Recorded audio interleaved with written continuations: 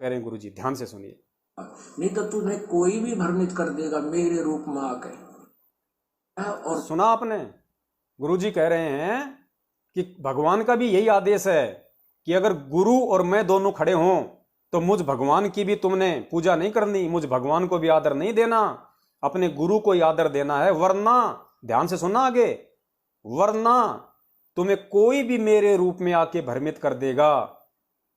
कबीर जी कह रहे हैं अगर तुमने अपने गुरु के अलावा किसी दूसरे को आदर दिया, यदि तुमने मुझे भी आदर दिया, मुझ कबीर को भी, फोटो की तो बात ही छोड़ दो, अगर तुमने अपने गुरु को छोड़ के मुझ कबीर को भी आदर दिया तो धोखा खा जाओगे, तुम्हें कोई भी मेरे रूप में आके धोखा दे देगा। अभी सुनना आगे, इससे एक कंसेप्ट और क्लियर होता है। बहुत सारे भगत लोग जो डरते हैं ना, वैसे तो दास ने 3 महीने पहले वीडियो बना दिया था, 5-6 महीने पहले, कि गुरुजी के रूप में काल नहीं आ सकता वर्तमान में। तो अभी यहां पे वो बात खुद गुरुजी ने स्पष्ट कर दी।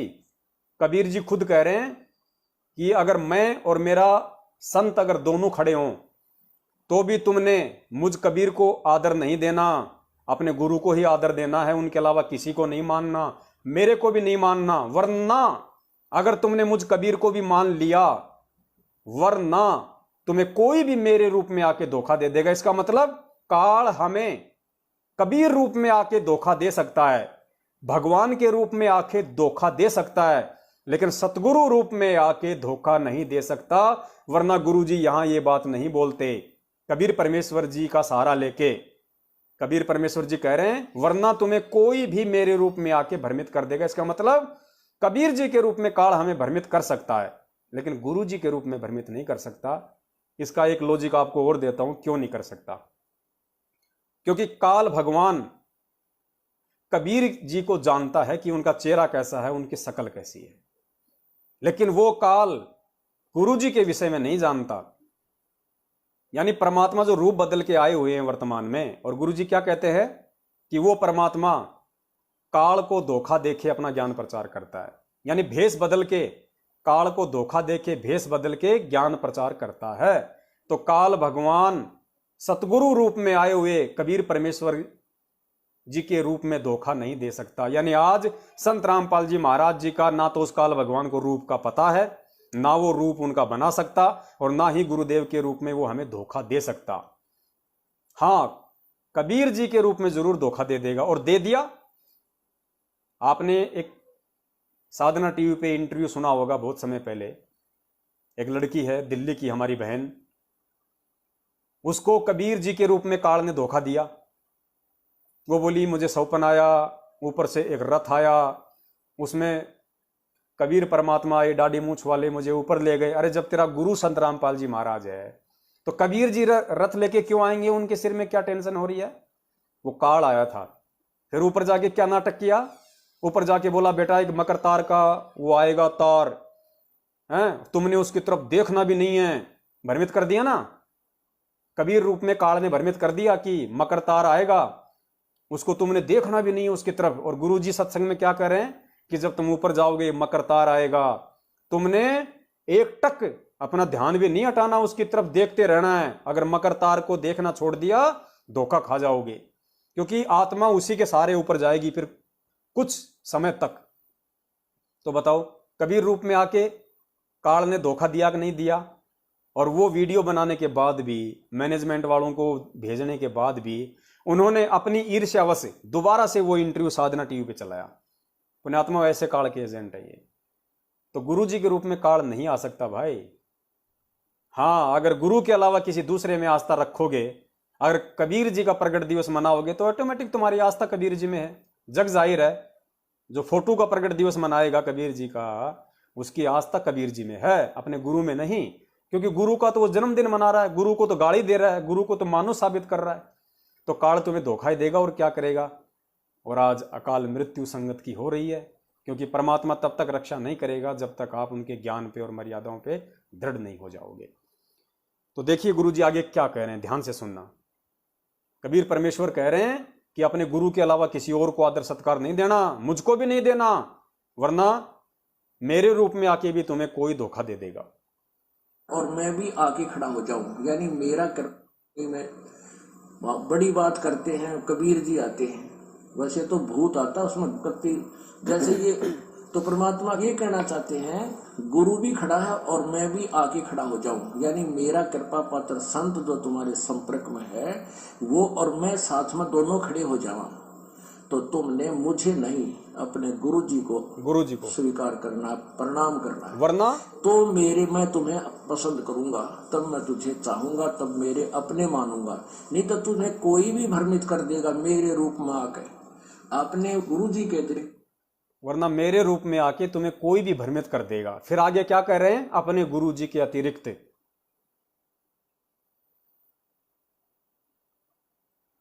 प्रणाम करना है। तो मैं तुम्हें पसंद करूंगा, तब मैं तुझे चाहूंगा, तब मेरे अपने मानूंगा। नहीं तो तुम्हें कोई भी भ्रमित कर देगा मेरे रूप में आकर, अपने गुरु जी के अतिरिक्त किसी को नहीं आदर देना, भगवान को भी नहीं देना। मतलब यहाँ तक कह दिया, जब उस अपने गुरु के अलावा किसी को भी आदर नहीं देना, भगवान को भी आदर नहीं देना, यहां तक कह दिया। अब भगवान कौन है फिर और इस भक्ति मार्ग में जिसको तुम मानते हो? अगर गुरु को भगवान नहीं मान रहे तो फिर जाहिर सी बात है गुरु जी का भगत तो फिर कबीर जी को भगवान मानता है। तो भगवान के लिए तो गुरु जी साफ साफ मना कर रहे हैं, कबीर जी के लिए तो स्पष्ट मना कर दिया। अगर तुम कबीर जी को भगवान मानते हो और मुझे अगर रामपाल ही मानते हो, और वो कबीर भगवान अगर साक्षात भी धरती पे आ जाए तो कह रहे हैं कि अपने गुरु के अलावा उस भगवान को भी आदर नहीं देना। और कबीर जी तो कहां आएंगे आप जैसे मंद बुद्धियों के पास में? आप तो उनकी फोटो के पीछे पागल हो रहे हो, उनकी फोटो को लेके ही काल आपको भ्रमित कर रहा है। कबीर जी तो बहुत दूर की बात है, अगर आ गए तो तुम भ्रमित हो गए होंगे। अगर कबीर जी दाढ़ी मूंछ वाले अगर आ जाएं तो तुम गुरु जी को तो भूल जाओगे, जब तुम उनकी फोटो के पीछे ही इतने मस्त हो रहे हो, मतवाले हो रहे हो मूर्खता में। तो पुण्यात्माओं, आप और हम सत्सेवकों का यह परम सौभाग्य है कि परमेश्वर ने यह लाइव साध संगति का प्रोग्राम चलवाया। ये किसी पवन दास के बस की बात नहीं है, ये किसी सत्सेवक की औकात नहीं है, ये साक्षात बंदी छोड़ कबीर परमेश्वर का विशेष आशीर्वाद है। सतगुरु रामपाल जी महाराज जी जो कबीर परमेश्वर के जो है एक तरीके से वही है परमेश्वर, और हमारा कोई है नहीं। ये तो बोलना पड़ता है बार बार लोगों की चौंध तोड़ने के लिए। तो हमारे पूज्य गुरुदेव जो कबीर परमेश्वर हैं, उनके विशेष आशीर्वाद के अलावा ये संभव नहीं हो सकता इस काललोक में। और साध संगति 5 मिनट नहीं कर सकते आप, 5 मिनट साध संगति नहीं कर सकते इस काललोक में बिना गुरुदेव की आज्ञा के, बिना गुरुदेव के आशीर्वाद के। ये जीने नहीं दे, 2 मिनट में ऊपर से पंखा तोड़ के सिर पे डाल देगा, हो गई साध संगति। तो पुण्यात्माओं, ये आप और हमारा परम सौभाग्य है। और परम सौभाग्य उन आत्माओं का जो इस 2 कौड़ी के नादान से, तुच्छ से इस कुत्ते पे, पवन दास पे इतना सा यकीन कर रही हैं कि भाई ये भाई जो बता रहा है गुरु जी के ज्ञान आधार से बता रहा है। क्योंकि मैं मेरे बाप दादा की वीडियो नहीं दिखाता, मैं आपको परमपिता परमेश्वर सतगुरु रामपाल जी महाराज जी के सत्संग ही दिखाता हूं। वही हमारा आधार है और कोई आधार है ही नहीं भक्ति का। क्योंकि ये ज्ञान होने के बाद में भक्ति का आधार शास्त्र नहीं, ये ज्ञान होने के बाद में, सतगुरु की पहचान होने के बाद में भक्ति का मुख्य आधार सतगुरु के मुख कमल से निकला एक एक शब्द होता है। जब आपको सतगुरु समझ में आ जाए ना कि सतगुरु कौन है, और ये सतगुरु समझाने की पूरी प्रोसीजर हो रही है, चाहे 27 साल से गुरु जी कर रहे हैं या चाहे पिछले कुछ समय से इस दास को परमात्मा ने निमित्त बना रखा है, ये सारी प्रोसीजर गुरु को समझाने और समझने की है। बस यही मार खा जाते हैं हम हर बार कि हम गुरु को परमात्मा नहीं मान पाते।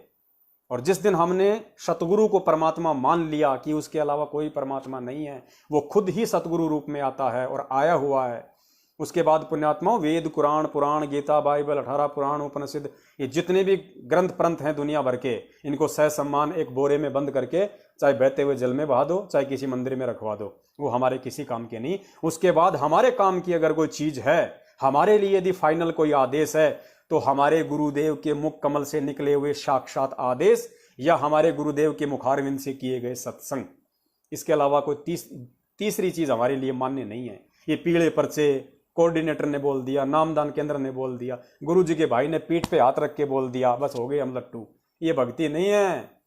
यहां तो अगर ब्रह्मा विष्णु महेश भी नीचे उतर के, वो काल भगवान भी रूप बदल के नीचे उतर के अगर सिर पे हाथ रख दे तो भी भैया तेरा रास्ता नाप, समय नहीं है इतना बर्बाद करने के लिए, ये 2 टूक में जवाब देना पड़ेगा। उसके बाद हमारे काम की अगर कोई चीज है, हमारे लिए यदि फाइनल कोई आदेश है, तो हमारे गुरुदेव के मुख कमल से निकले हुए साक्षात आदेश या हमारे गुरुदेव के मुखारविंद से किए गए सत्संग, इसके अलावा कोई तीसरी चीज हमारे लिए मान्य नहीं है। ये पीले पर्चे कोऑर्डिनेटर ने बोल दिया, नामदान केंद्र ने बोल दिया, गुरु जी के भाई ने पीठ पे हाथ रख के बोल दिया, बस हो गए हम लट्टू, ये भक्ति नहीं है। यहां तो अगर ब्रह्मा विष्णु महेश भी नीचे उतर के, वो काल भगवान भी रूप बदल के नीचे उतर के अगर सिर पे हाथ रख दे तो भी भैया तेरा रास्ता नाप, समय नहीं है इतना बर्बाद करने के लिए। ये 2 टूक में जवाब देना पड़ेगा, तब जाके वो परमात्मा राजी होगा कि हाँ मेरे बच्चों ने मेरे ज्ञान को आधार बनाया है। तो गुरु जी ने स्पष्ट कर दिया कि भगवान और सतगुरु दोनों खड़े हों तो आपने भगवान को भी आदर नहीं देना, बिल्कुल मना कर दिया, देखना भी नहीं उसकी तरफ। तो ये कागज की फोटो का प्रकट दिवस मनाना तो भाई हमारे तो सौपन में भी नहीं है। जब तक मनाया तब तक मनाया, ज्ञान नहीं था, अज्ञानी थे, मंद बुद्धि थे, परमेश्वर से बार बार उस महा अज्ञानता महाभूल के लिए क्षमा याचना मांग चाहते हैं, क्योंकि परमेश्वर आपका ये अनमोल तत्व ज्ञान 2-4 साल में तो बड़ी मुश्किल से समझ में आता है, लेकिन आपने फिर भी इतनी जल्दी दया कर दी और 2019 से हमारी बुद्धि में ये बात आपने डाल दी। हमारे को परमेश्वर आपने इतनी सद्बुद्धि दी कि हमने 2019 से कबीर प्रकट दिवस मनाना छोड़ के आप जी का प्रकट दिवस मनाना शुरू किया है। यानी आपको ये विश्वास दिलाना हमने शुरू किया है कि परमेश्वर हम आपको पहचानने लगे हैं और आप हम पे दया करना, आप अपनी पूरी पहचान करवाओ परमात्मा। तो यहां पे इसीलिए कहा गया है कि सतगुरु से बढ़कर भगवान भी नहीं है। अब यहां पे क्यों कहा गया है, इसके लिए एक दूसरा एग्जाम्पल, दूसरा उदाहरण पूज्य गुरुदेव जी के मुख कमल से आप जी सुनिए। कितने अच्छे से परमात्मा ने हमें समझाया है कि भक्ति मार्ग में मूल पूजा मतलब मुख्य पूजा, यानी जिसके ऊपर फिर और कोई साधना, कोई पूजा, कोई भक्ति नहीं। तो यहां गुरुजी एक छोटे से सत्संग के माध्यम से, दामोदर सेठ का आपने सत्संग सुना होगा, जिसका जहाज पानी में डूबने वाला था, परमात्मा ने बचाया सतगुरु रूप में। दामोदर सेठ की जो पत्नी थी धर्मवती, जब उसने सतगुरु रूप में आए हुए उस कबीर परमेश्वर से 650 साल पहले नाम दीक्षा ली और उसके बाद जब उनको परमात्मा ने ब्रह्मा विष्णु महेश के ये मंत्र दिए तो उसने कहा कि परमात्मा हम इन्हीं की तो पूजा किया करते थे। तो परम पूज्य सतगुरु रामपाल जी महाराज जी ने इस सत्संग के माध्यम से हमें समझाते हुए फिर कहा कि बेटी ये इनकी पूजा नहीं है, भक्ति मार्ग में मूल पूजा तो सतगुरु की होती है। ये स्पष्ट कर दिया, क्योंकि 650 साल पहले परमात्मा सतगुरु रूप में आए हुए थे। कोई ये सोचे कि वो कबीर रूप में आए हुए थे तो ये उनकी भ्रमणा है। अगर कबीर रूप में आए हुए होते तो गुरुजी इस सत्संग में धर्मवती को समझाते हुए, उस समय का एग्जाम्पल देते हुए ये ना कहते कि भक्ति मार्ग में मूल पूजा सतगुरु की होती है। ये कह देते कि भक्ति मार्ग में मूल पूजा कबीर की होती है, लेकिन वो कबीर परमात्मा उस समय भी सतगुरु रूप में ही आया हुआ था। तो पुण्यात्माओं ध्यान से सुनो ये सत्संग, और दृढ़ता पैदा होगी हमारे अंदर कि हम गलत नहीं चल रहे। हम सतगुरु के प्रत्येक वचन की, प्रत्येक आज्ञा की कदम फूक फूक कर पालना कर रहे हैं कि हमने कबीर जी का जो स्वरूप है, जो चित्र है, जिनको लोग मानते हैं कि ये भगवान है, परमेश्वर है, हमने उनकी तरफ देखना तक नहीं है। देखना तक का मतलब ये नहीं कि उनकी फोटो को नहीं देखना, देखने का मतलब है हमने भक्ति मार्ग में जो भाव, जो लगन, जो श्रद्धा, जो समर्पण हमारे सतगुरु के प्रति होना चाहिए, उसकी एवज में -0% भी कबीर जी को भगवान मान के, सतलोक में बैठा हुआ मान के, या उनकी फोटो के प्रति नहीं होना चाहिए, वरना यह काल भगवान की सबसे बड़ी चाल है। तो सुनिए गुरुदेव ने किस प्रकार से धर्मवती को समझाया। में उनके शब्द में जात अपने आत्माओं परमात्मा का ज्ञान और ज्ञान सब ज्ञानड़ी, कबीर ज्ञान सो ज्ञान, जैसे गोला तोब को करता चले मैदान। परमात्मा ने सृष्टि रचना सुनाई। परमात्मा जहां भी नया सत्संग करते थे सबसे पहले सृष्टि रचना सुनाया करते थे, और फिर मालिक की वाणी में उनके शब्द में ज्यादा का शक्ति आत्मा तुरंत खिंच जाती थी। सारा ज्ञान सुना। धार्मिक देखो पुण्यात्मा होती है ना, वो घनी अटबट नहीं करा करते, सारा प्रमाण सामने, और फिर अग्रम अग्रम तो धर्मवती उस बहन का एकदम सिर गया शरीर। जब सत्संग परमात्मा ने कर लिया 2 घंटे और बैठ के 10-20 भगत थे अपने अपने कहने लगे, तब उसने परमात्मा ने कहा बेटा दीक्षा लेगी। वो कहने लगी महाराज मेरी आत्मा तो मानना है मैं दीक्षा लूँ आपकी, मुझे ज्ञान पूर्ण रूप से समझ में आ गया। कुछ तो उस बहन ने कई बार सुना रखा था और फिर परमात्मा ने फिर उसको सही सुचारू कर दिया।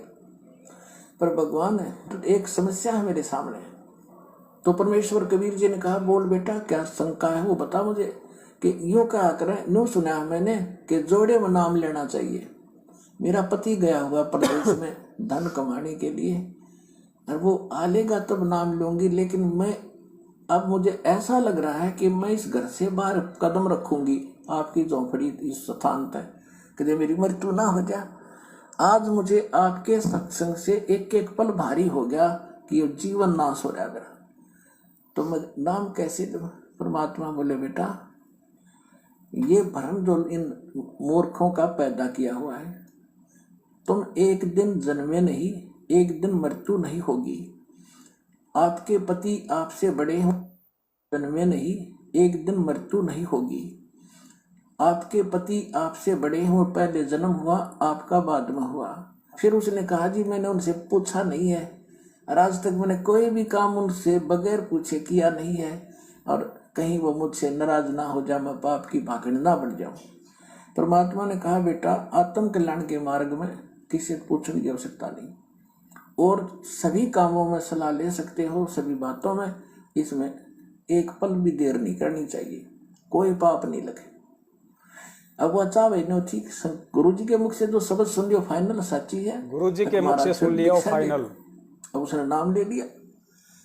अब रोज अब देखो हर बात बात पे संकेत हैं जब हम समझदार हो जाएंगे। परमात्मा कह रहे हैं कि वो तो चाहो या थी कि गुरुजी के मुख से सुन लूं एक बार, और फिर गुरुजी कह रहे हैं कि गुरुजी के मुख से जो शब्द सुन लिया वो कति फाइनल।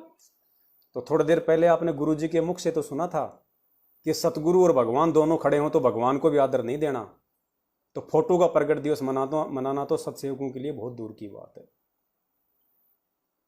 ठीक गुरु जी के मुख से जो शब्द सुन लियो फाइनल सच्ची है, महाराज फिर दीक्षा दे दो। अब उसने नाम ले लिया। अब रोज ये मंत्र आप देख रहे हो, ये मंत्र दिया करते दाता सबसे पहले केवल बीच बीच के 5। अब हम हिंदू इनके ऊपर आरूढ़ थे ही, लेकिन वो मंत्र गलत जाप करे थे। ये मूल मंत्र है इनके। जैसे आपको बहुत बार बताया है, जैसे एक भैंसा होता है या जो बैल होता है, खागड़ जिसने कहे उसने वैसे कहे जाओ भैंसा भैंसा कतई नहीं सुना। अरे एक बार न्यू कर दे हुर्र, वो न्यू देखेगा और भाग उसकी तरफ दौड़ना हो जाएगा। तो उसका अट्रैक्शन है, विवश है उसके उस शब्द से, वो खिंच जाता है। तो ये वो मंत्र है। और परम संत से लिए बिना ये मंत्र सूखे जाप करने तो लाभ नहीं हो। एक नियम है, उस नियम के अनुसार ही आपने चलना पड़ेगा। तो ये मंत्र दिए उसने, मतलब गदगद होगी भगवान ही न था। यही तो हम देवता पूजा करते थे। परमात्मा ने कहा बेटी अब पूजा नहीं है, ये यहाँ के संरक्षक थे। परमात्मा ने कहा बेटी अब पूजा नहीं है, ध्यान से सुनना, ये यहाँ के संरक्षक है और मूल पूजा तो सतगुरु की है। अब परमात्मा ने उस समय ये तत् और सत के संरक्षक गुरुजी ने बताया कि बेटी ये इनकी पूजा नहीं है, मूल पूजा तो सतगुरु की होती है। अब बताइए जब मूल पूजा सतगुरु की होती है तो भाई फिर कबीर जी का प्रगट दिवस मना के उनकी पूजा क्यों की जा रही है? कबीर जी की पूजा क्यों की जा रही है? उस फोटो की पूजा क्यों की जा रही है? अगर भक्ति मार्ग में मूल पूजा अगर सतगुरु की है तो मूल पूजा सतगुरु की इसलिए होती है क्योंकि कबीर जी स्वयं सतगुरु रूप में होते हैं। और जब वो परमात्मा सतगुरु रूप में स्वयं आता है तो फिर उस दूसरे रूप की पूजा एक तरीके से आन उपासना में आती है। आन उपासना, अन्य की उपासना। कबीर 100 वर्ष सतगुरु की पूजा, एक दिन आन उपासी, वो अपराधी आत्मा फिर पड़े काल की फांसी। तो भैया इस सतगुरु से पिछली पीढ़ी में नाम लेने के बाद, इतना ज्ञान लेने के बाद, अगर इस सतगुरु का प्रगट दिवस ना मना के अगर आप कबीर जी की कागज की फोटो का प्रगट दिवस मनाओगे, उनकी पूजा करोगे, वो आन पूजा आन उपासना यदि आप करोगे तो नरक के भागी। ये गुरु का आदेश है। अब जाना, मूल पूजा सतगुरु की होती है और मूल पूजा तो सतगुरु की है। अब परमात्मा ने उस समय ये तत् और सत और सार, ये सार नाम, ये तो पुण्यात्माओं, क्या सुनना बाकी रह गया अब इसके अलावा? स्पष्ट रूप से गुरुदेव जी बता रहे हैं, या जहां कहीं भी परमात्मा संकेत कर रहे हैं तो हम जैसे दो कौड़ी के तुच्छ जीवों को निमित्त बना के उन संकेतों का भी विश्लेषण करवा रहे हैं। तो बताइए, कबीर जी की फोटो की पूजा का इस वर्तमान की भक्ति में कहाँ स्थान है, कहाँ जगह है? तो आप जितने भी भगत भाई बहन हैं वो गुरु जी के ज्ञान को आधार बना के गुरु जी के पीछे चलो। इन पीले पर्चों को आधार बना के काल एजेंट सतलोक आश्रम मैनेजमेंट हरियाणा के पीछे मत चलो। यही काल की सूक्ष्म चाल है। वो खुद साक्षात सामने नहीं आएगा, वो तो ब्रह्मा विष्णु महेश के नहीं आता, तुम्हारे क्या आएगा? वो अपने एजेंट भेजता है। अब वो अपना एजेंट अगर मधु परमहंस रांझड़ी वाले को बना दे, है तो वो भी उसका एजेंट ही, लेकिन अगर हमें भ्रमित करने के लिए बना दे तो कौन उसकी बात मानेगा? इसलिए वो ऐसी जगह दाव खेलता है जहां पे आत्माएं जल्दी से फंसे। तो उन्होंने सतलोक आश्रम मैनेजमेंट हरियाणा गुरु जी के बेटा बेटी भाई बंधु रिश्तेदारों को निमित्त बनाया।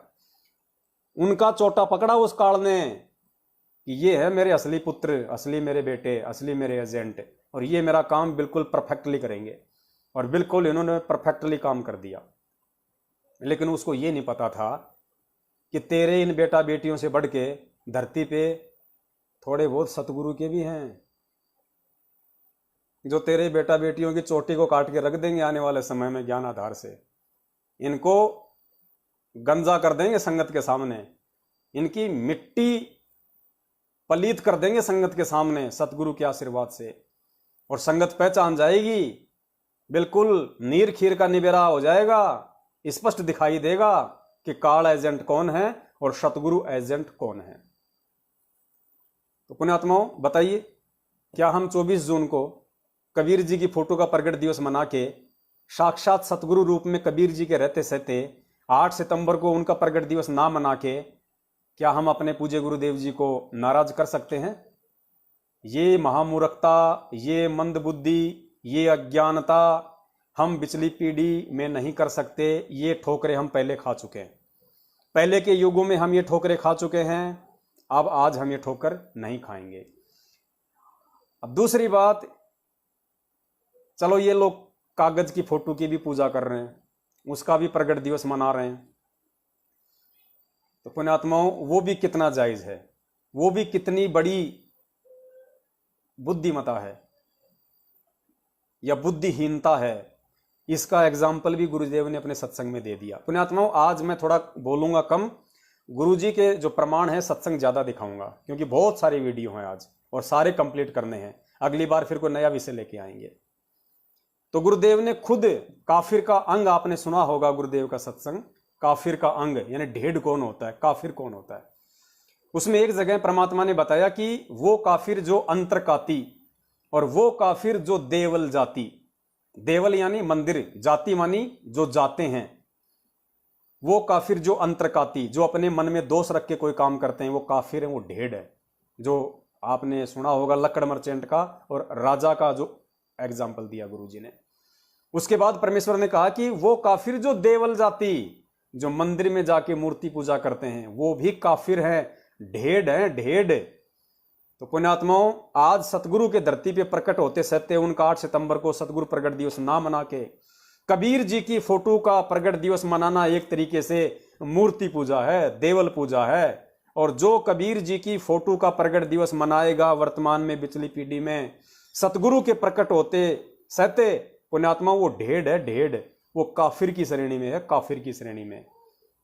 ध्यान से सुनना, पूज्य गुरुदेव जी क्या समझाना चाहते हैं, ये सत्संग क्यों कर रहे हैं परमात्मा, क्या समझाना चाहते हैं। सत्संग आप और हमें समझाने के लिए, आप और हमें बुद्धिमान बनाने के लिए, ज्ञानी बनाने के लिए, ताकि मेरे बच्चे इस तत्व ज्ञान के आधार से मेरे संकेतों को भी समझें और आने वाले समय में काल भगवान की सूक्ष्म चालों को पकड़ें खुद भी बचें, भाई बहनों को भी बचाएं।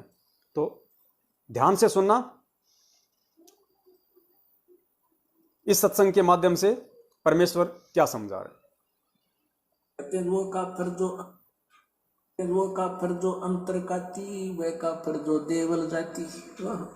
अपने आत्माओं, ये तत्व ज्ञान है। हमने लोक वेद सुन रखा था, वो बिल्कुल दंत कथा सुन रखी थी भक्ति के मार्ग की।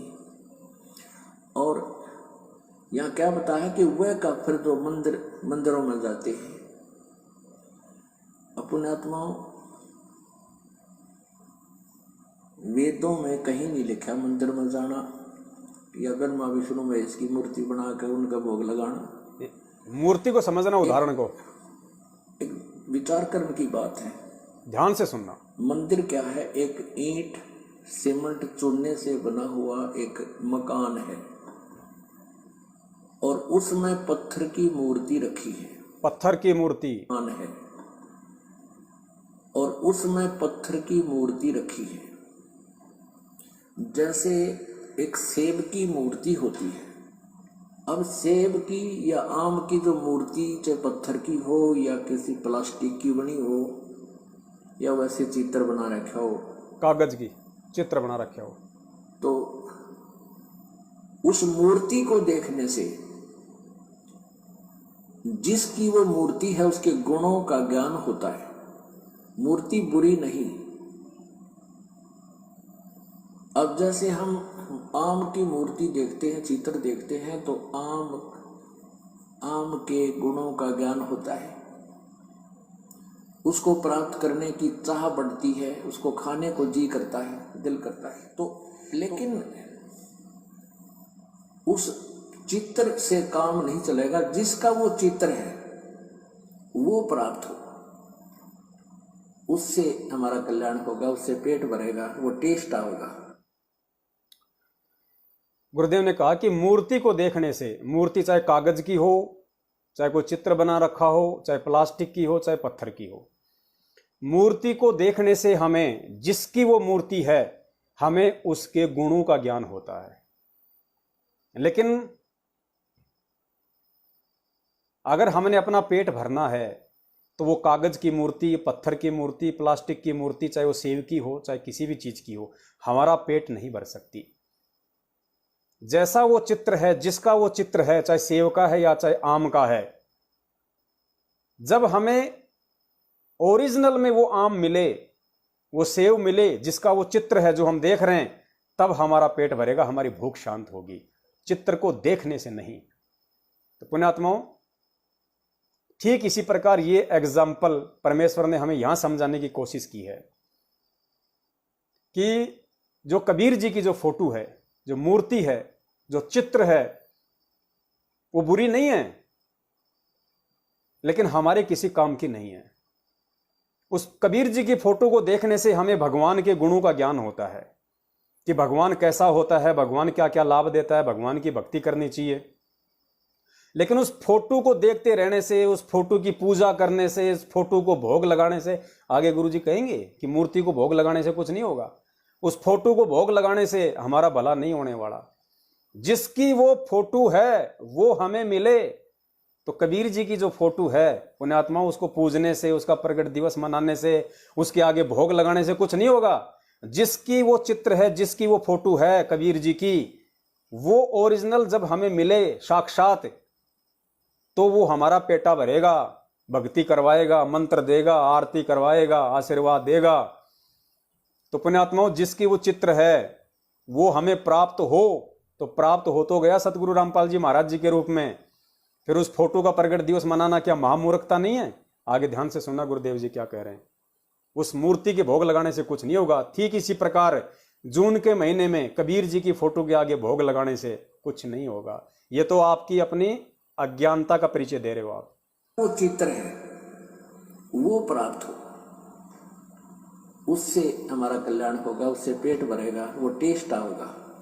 ऐसे जिस भगवान की मूर्ति आपने मंदिर में स्थापित कर रखी है, उस मंदिर की मूर्ति के ऊपर आरती करता है या उसके मूर्ति का भोग लगाने से कोई लाभ नहीं होगा, क्योंकि उस मूर्ति कोई लाभ नहीं होगा। ना आरती करने से ना भोग लगाने से। तो 24 तारीख को जो कबीर प्रकट दिवस ये मंद बुद्धि हमारे भाई बहन मनाने जा रहे हैं, ये भोग भी लगाएंगे, ये आरती भी करेंगे, तो गुरुजी ने तो रिजेक्ट कर दिया बिल्कुल ही सरेआम। तो बताओ फिर बुद्धिमान कौन हुए, परमेश्वर के वचन पे चलने वाले कौन हुए, गुरुजी के सत्संगों को फॉलो करने वाले कौन हुए, सत्सेवक या फिर ये काल एजेंट? निर्णय आप खुद करना। वीडियो थोड़ा सा हो रहा है, ध्यान से सुन लेना।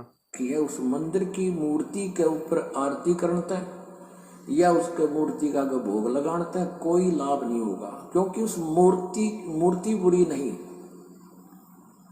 जिसकी मूर्ति है उस बुरी नहीं, जिसकी मूर्ति है उसको प्राप्त करना है, उस मूर्ति को नहीं। मूर्ति तो हमारे पास है, जब उससे कल्याण होना होता तो वो पहले कर देती। जिसकी वो मूर्ति है, जिस भगवान की, उसको प्राप्त कीजिए, फिर वो लाभ देगा। कहते हैं वो का फिर गुरुजी कहते मूर्ति तो हमारे पास में पहले भी थी, अगर मूर्ति से अगर कल्याण होना होता तो पहले ना हो जाता। तो कबीर जी की फोटो तो 650 साल से इसी दुनिया में घूम रही है भाई। अगर फोटों से अगर कल्याण होना होता तो जो 12 जो नकली पंथ चले हुए हैं जो कबीर जी के नाम से, उनमें तो कबीर जी की फोटो की पूजा होती है, वो सारे पंथ तो कब के सतलोक पहुंच गए होते। तो पुण्यात्माओं, इस अज्ञानता को दूर फेंको। परमात्मा ने आपको अनमोल ज्ञान दे दिया, अब और किस विधि से समझाए वो परमात्मा भी सोचने पे मजबूर है कि इतना ज्ञान 27 वर्षों से जो मैंने इन अपने बच्चों को पढ़ाया समझाया, इसका आधा ज्ञान भी अगर मैं किसी गधे को भी दे देता तो वो भी सतलोक जाने के लिए तैयार हो जाता। और ये आज भी वही की वही हैं जहां 27 साल पहले थे। तो पुण्यात्माओं, ये लोग अपनी राह चलें, इनको चलने दो। सतलोक आश्रम मैनेजमेंट हरियाणा और उनके पीछे लगे हुए भाई बहनों को, हमने केवल परमेश्वर को फॉलो करना है, किसी जीव को फॉलो नहीं करना। हमने परमेश्वर के सत्संगों को फॉलो करना है।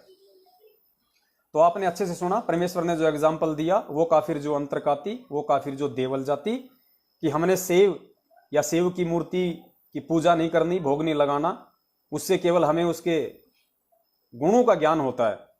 वास्तव में अगर लाभ लेना है तो जिसकी वो मूर्ति हमने उसको प्राप्त करना होगा। तो आज जिस कबीर की फोटो का, मूर्ति का लोग पूजा पाठ करके प्रगट दिवस मना के लाभ लेना चाहते हैं, उनको तो नहीं मिल पाएगा। लेकिन उस कबीर की जो फोटो है, वो कबीर आज हमें साक्षात मिल चुका है, प्राप्त हो चुका है, परम पूज्य सतगुरु रामपाल जी महाराज जी के रूप में। तो अब हमने उससे लाभ लेना है। और दूसरी बात पुण्यात्माओं, अगर कबीर जी की फोटो से मान लो 2-4-5% लाभ भी मिलना होता, और मान लीजिए ये लोग उस फोटो का प्रकट दिवस मनाते हैं, उस फोटो के आगे आरती करते हैं, उस फोटो को भोग लगाते हैं, तो वर्तमान में तो इनको वो लाभ भी नहीं मिलेगा। वर्तमान में तो अगर कोई कबीर जी की दाढ़ी मूंछ वाली फोटो के आगे भोग लगा रहा है, पूजा कर रहा है, प्रकट दिवस मना रहा है, तो सतगुरु के रहते सत्य तो वर्तमान में उनको वो भी लाभ नहीं मिलेगा। क्यों नहीं मिलेगा? सुनिए गुरुदेव का सत्संग। गुरुदेव ने स्पष्ट कह दिया कि जो चित्र आप देख रहे हो प्रभु का, यानी कबीर जी की फोटो की तरफ संकेत करते हुए दाढ़ी मूंछ वाली की तरफ है, गुरु जी कह रहे हैं कि जो चित्र आप देख रहे हो प्रभु का, ऐसा चित्र नहीं है।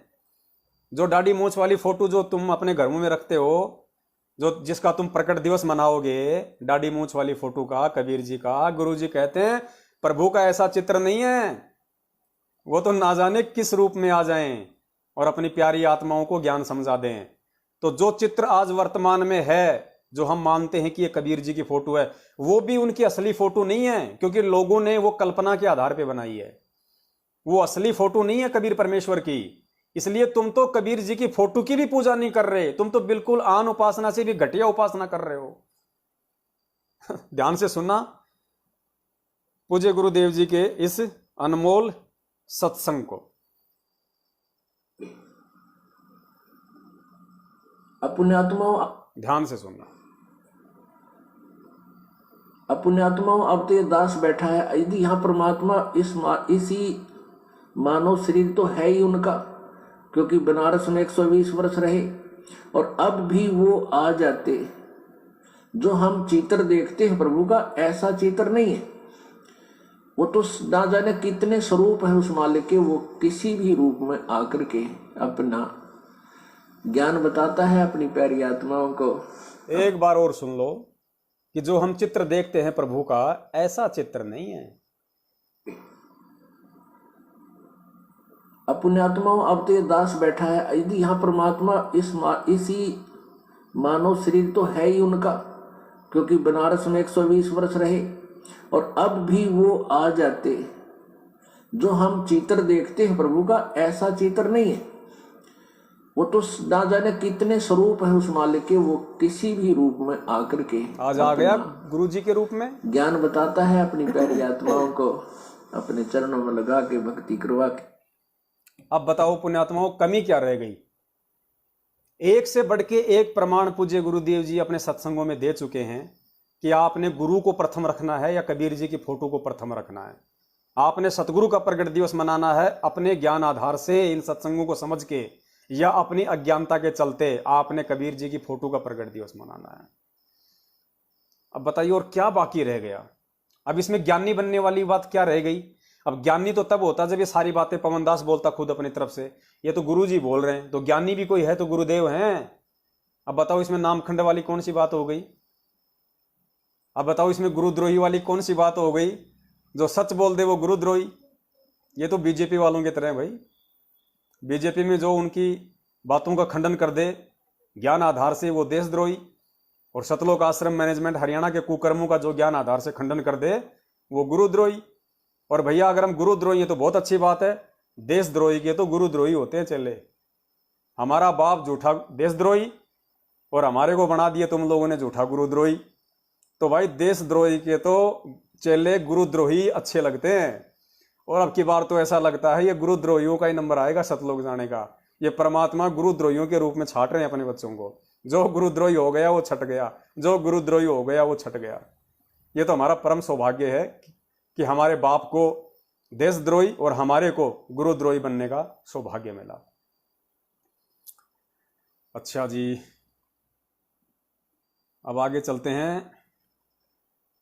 कुछ भगत भाई बहनों की शंकाएं, उनका निवारण करना भी साथ में परमेश्वर के ज्ञान आधार से बहुत जरूरी है। शंका का समाधान नहीं होगा तो फिर भक्ति नहीं हो पाती है, भक्ति नहीं हो पाएगी तो फिर काल के जाल में रह जाएंगे।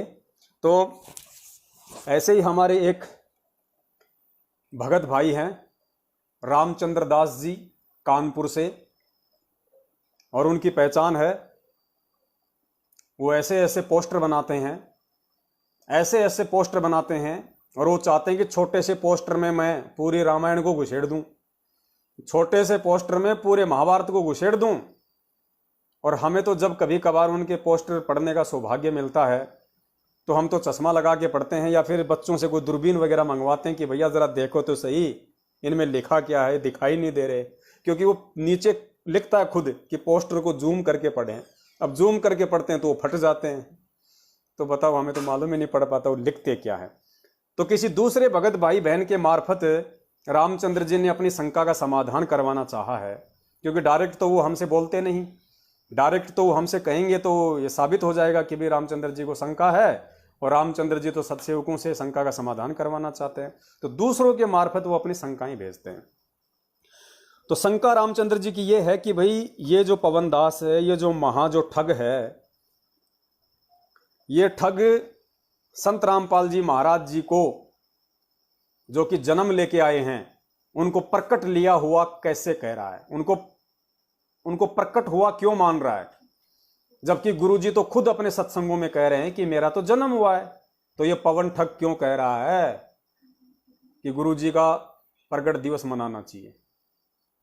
फिर उन्होंने एग्जाम्पल दिया, अपनी सोच आधार से ये साबित करने की कोशिश की, और उन्होंने कहा कि उस पवन दास से ये पूछो कि परमात्मा की एक वाणी है कि साहिब तख्त कबीर खवासा, असुर निकंदन रमैनी के अंत में जब आप पढ़ेंगे तो एक वाणी है कि साहिब तख्त कबीर खवासा, दिल्ली मंडल लीजिए वासा, सतगुरु दिल्ली मंडल आईसी, और सूती धरणी सुम जगाईसी। तो यहां पे जो प्रथम लाइन है कि साहिब तख्त कबीर खवासा, कि उस कबीर परमात्मा के तख्त यानी सिंहासन का नौकर दिल्ली मंडल में आएगा, सतगुरु बन के दिल्ली मंडल में आएगा। कबीर परमात्मा के जो सिंहासन है उनका, जो सतलोक में, वहां से उनका नौकर आएगा। खवास यानी नौकर, खवास। साहिब तख्त कबीर खवासा और दिल्ली मंडल लीजिए वासा। वो दिल्ली मंडल में आएगा, कबीर परमात्मा का नौकर। तो रामचंद्र जी का शंका ये है कि जो संत रामपाल जी महाराज जी जो दिल्ली मंडल में आए हैं वो कबीर परमात्मा के भेजे हुए नौकर हैं। फिर आगे लिखा है, अब वैसे तो इनका शंका का समाधान यहीं पे हो जाता है, ज्यादा आगे जाने की जरूरत नहीं है। परमात्मा दूसरी चौपाई में फिर खुद ही साबित कर रहे हैं, क्योंकि वो अपने आप को छुपाते हैं, क्योंकि नौकर की भूमिका भी परमात्मा ही निभाता है। उनके लेवल का काम कोई नौकर नहीं कर सकता। नौकर बन के अपना काम वो खुद ही सिद्ध करते हैं कि साहिब तख्त कबीर खवासा दिल्ली मंडल लीजे वासा। फिर आगे क्या लिखा है, सतगुरु दिल्ली मंडल आईसी। सतगुरु कौन? जो सच्चा ज्ञान दे। सच्चा ज्ञान कौन देगा? परमेश्वर। और सतगुरु की भूमिका कौन निभाता है? खुद परमात्मा। तो नौकर इसमें कहां से आ गए भैया? तो वैसे तो इनके सवाल का जवाब यही सी वाणी में है कि सतगुरु दिल्ली मंडल आईसी सूती धरणी सुम जगाईसी, यानी सतगुरु रूप में खुद परमेश्वर ही नौकर बन के आए हैं, काल भगवान को धोखा देते हुए। काल भगवान को धोखा देते हुए एक आम संत के रूप में, एक आम व्यक्ति की भूमिका करते हुए परमात्मा अपना ज्ञान प्रचार करता है। तो रामचंद्र जी की जो शंका है और उनके पीछे लगे हुए अन्य भगत भाई बहनों की जो शंका है वो सिर्फ यही है कि जब संत रामपाल जी महाराज जी इस वाणी के अनुसार कबीर परमात्मा के नौकर बन के आए हैं और मां से जन्म लिया है, तो ये पवन उनको प्रकट होके आया हुआ क्यों साबित कर रहा है जबरदस्ती? तो इनकी शंकाओं का समाधान करना पड़ेगा, नहीं तो परमेश्वर कहते हैं शंका सूल बबूल है, कांटे की तरह चुभती रहेगी, वो आदमी भक्ति नहीं कर पाएगा। तो पुण्यात्माओं, सबसे पहले तो हमने ये साबित करना पड़ेगा गुरुदेव के ज्ञान आधार से, सत्संगों के आधार से, कि उस परमेश्वर के नौकर का रोल कौन करता है, परमेश्वर का नौकर बन के भी कौन आता है।